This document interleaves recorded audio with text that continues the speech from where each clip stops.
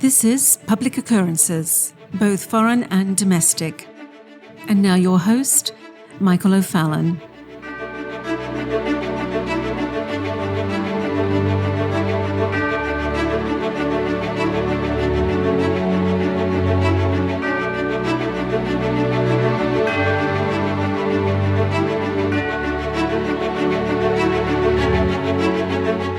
Over the past 20 years, we've experienced in education, in the corporate world, and in media, an attempt to eliminate nearly all of our cherished holidays in our nation. As a matter of fact, it's been throughout the entire West. Those that are trying to destroy these things or deconstruct our past traditions have attempted to erase our Christmas traditions, even attempting to rename our Christmas holidays and to replace them with winter holiday or holiday festival. Yes, they've tried to cancel Christmas. They've just tried to run over Easter completely. Just leave it in the dust. Replace it with bunny rabbits and eggs, things like that. Negating the most important event in Christian history, the resurrection of Jesus Christ. Progressives have blasted Thanksgiving with absolutely no historical evidence in an attempt to label the Puritans as invaders. Of course, Columbus Day also must be obliterated and have the day be called Indigenous Peoples Day, even though the formal discovery of a route to America was most likely the second most important date in the last 1,000 years, just after the Protestant Reformation. They have minimized July 4th and attempted to replace it with Juneteenth. And of course, they have attempted to take over the entire month of June with National LGBT plus Pride Month in an attempt to denigrate Father's Day. But there is one day that the progressives will never try to change or alter. It is the communist-inspired day of Labor Day. Most of the world marks Labor Day on May 1st with parades and rallies. Americans celebrate it in early September by heading to the beach or firing up the grill. Well, you might be asking why there's a discrepancy. Why do we do this in September and not in May with the rest of the world? Well, let me give you a little bit of a background on exactly what is behind both Labor Day and May Day. And the answer would have been a great disappointment to Frederick Engels. Remember that Engels, along with Karl Marx, was the co-author of the Communist Manifesto and had high hopes for May Day, which originated actually in the United States. When the socialist-dominated organization known as the Second International jumped on the American bandwagon and adopted May 1st as International Labor Day, Engels confidently expected that the proletariats of Europe and America were going to merge into one mighty labor movement and sweep capitalism into the dustbin of history. And this might actually sound familiar about what might be happening around us right now, today. Well, of course, things didn't work out that way back in the late 1800s, and of course, the divergent Labor Day celebrations are part of the story. So Labor Day's predecessor, May Day's origins can be traced to Chicago. A lot of bad things started in Chicago, where the Federation of Organized Trades and Labor Unions, under its leader Samuel Gompers, mounted a general strike on May 1st, 1886, as part of its push for an 8-hour workday. On May 4th, during a related Labor Day rally in Haymarket Square, someone threw a bomb, usually how things like this start, which killed a policeman and touched off a deadly melee. As a result, 4 radical labor leaders were eventually hanged on dubious charges. You see, back then, in those days, people didn't really take too kindly to the start of revolutions, especially not communist revolutions, in their cities. So what followed quickly after that was that in 1888, Gompers' union reorganized itself as the American Federation of Labor, the AFL, and revived its push for the 8-hour day. Gompers laid plans for a strike to begin on May 1st, 1890, the 4th anniversary of the walkout that had led to the Haymarket affair. Meanwhile, in Paris, France, a group of labor leaders were meeting to establish the Second International. To these French and Europeans, the executed Chicago radicals were revered martyrs. In an act of solidarity, the Second International set May 1st, 1890, as a day of protest. Engels, of course, was thrilled. Quote, "As I write these lines, the proletariat of Europe and America is holding a review of its forces. It is organized for the first time as one army." Engels continues, "The spectacle we are now witnessing will make the capitalists and landowners of all lands realize that today the proletarians of all lands are, in very truth, united. If only Marx were with me to see it with his own eyes." End quote. What May Day did and still does, and maybe it takes a consumer-friendly, barely celebrated non-holiday to do so, is remind us that Marx is still here, alive in the minds of our nation, in our labor parties, in the construct of what became both the Democratic National Committee and as well larger corporate America.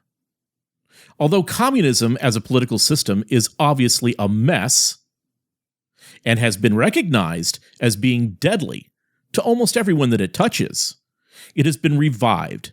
And now today, in 2021, Marx is a powerful force in our language and in our thinking. So the Europeans, especially the French, that were looking over across the Atlantic and seeing what was happening in Chicago, the birthplace of so many terrible ideas, like ideas from Saul Alinsky, like ideas from Barack Obama. So they're looking across the Atlantic and they're saying, we need to adopt this too. So the Second International adopted May and May Day as an annual event. And for years, it seemed as though May 1st might be on the way to becoming a rallying point for socialists and Marxists in America, as it was throughout the world. Now, the Panic of 1893 touched off a national wave of bankruptcies that plunged the nation into a deep depression. And depressions generally push workers towards radical solutions. Now, things came to a boil with the Pullman strike, which erupted in Chicago in May of 1894. The striking Pullman Palace Car Company workers quickly won the support of the American Railway Union, led by Gomper's rival, Eugene Debs. Railroad traffic in much of the country was completely paralyzed. Remember, there were no planes at that time. There were no buses at that time. There were no roadways at that time. It was a train that got you to where you want to go. Well, President Grover Cleveland, who was considered a conservative Democrat, was determined to squash the strike. But he did not want to alienate the American Federation of Labor, the AFL, which was not yet involved in the Pullman dispute. And moreover, in 1894, there was a midterm election that year, and the Democratic Party could ill afford to be seen as an enemy of labor. So Cleveland and the Democrats hit upon a possible solution. They would proclaim National Labor Day to honor the labored worker, the union workers. But not on May 1st, because May 1st, which, by the way, again started in Chicago, but now that date was tainted by its association with Marxists, socialists, and anarchists worldwide. But there was an out for Cleveland. That's Grover Cleveland, by the way, that back in September of 1882, certain unions had begun to celebrate sort of a Labor Day in New York City. By 1894, this event was an annual late summer tradition in New York that had been adopted by numerous states.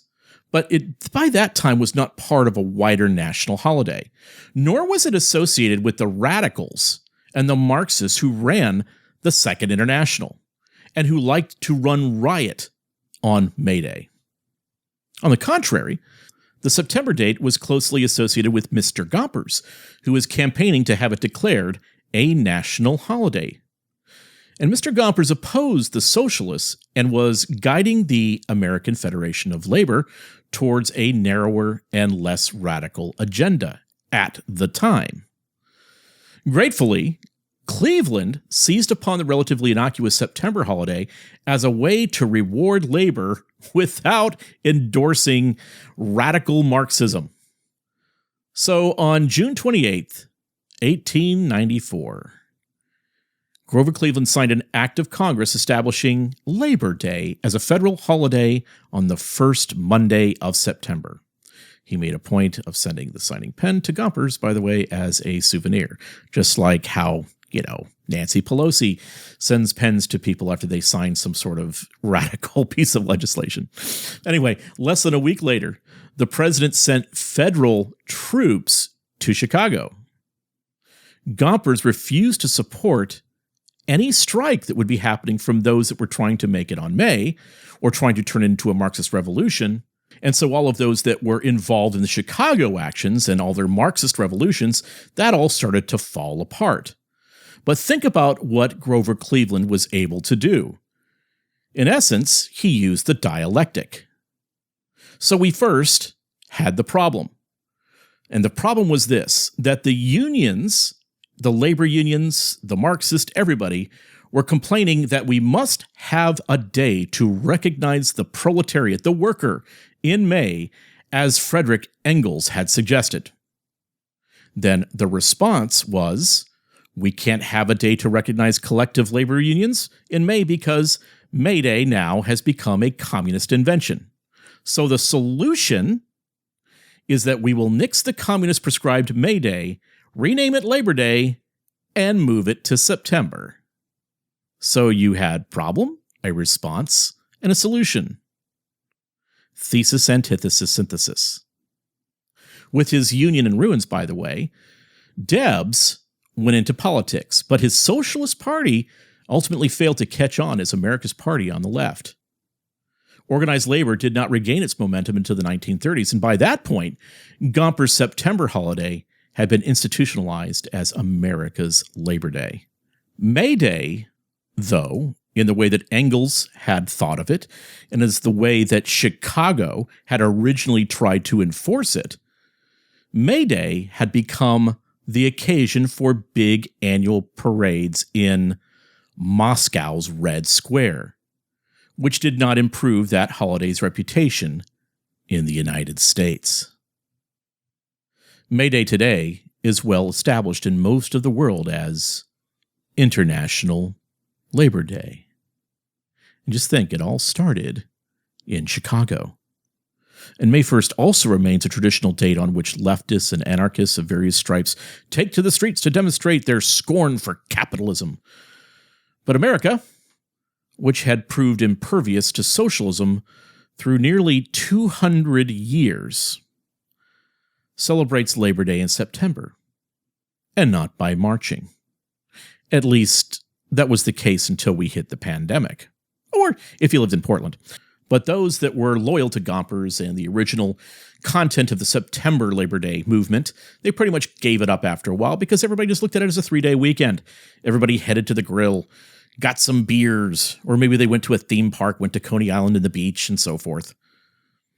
So, in the West, post-COVID, we have now moved past May Day and Labor Day to May Year and Labor Year.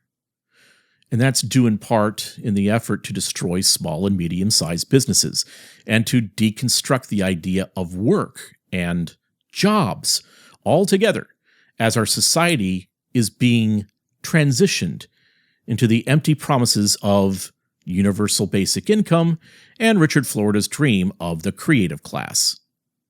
A world without work. A world where work is only for machines, artificial intelligence, and advanced robotics. Yes, everything that Klaus Schwab dreams of. A world where a hard day's work is looked at as slavery. And where doing nothing and getting paid for doing nothing while being placed under the control of the state is being regarded as justice. But it bears repeating that Labor Day and May Day will be the one holiday that the great resetters and Marxist utopians, in their now immanentized goals of subverting work with the focus on systematized and preordained consumption, they won't want that to end. The only thing they'll want to do is extend it from a day to a year, to many years, to just the way that things are, the new normal, the new systems, which is a fascistic national socialism embedded with Marxism at its core. So here's a suggestion.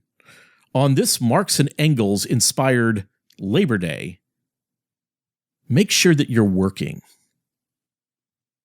Work in defiance of the nonsense. If your place of employment is not open this Monday, work on your family, your relationships, your home, or find a place to engage others if you are single. But please, use this Labor Day to, in some sense, labor and leave the Sabbath to the Lord. I'm Michael O'Fallon, and this has been Public Occurrences, both foreign and domestic.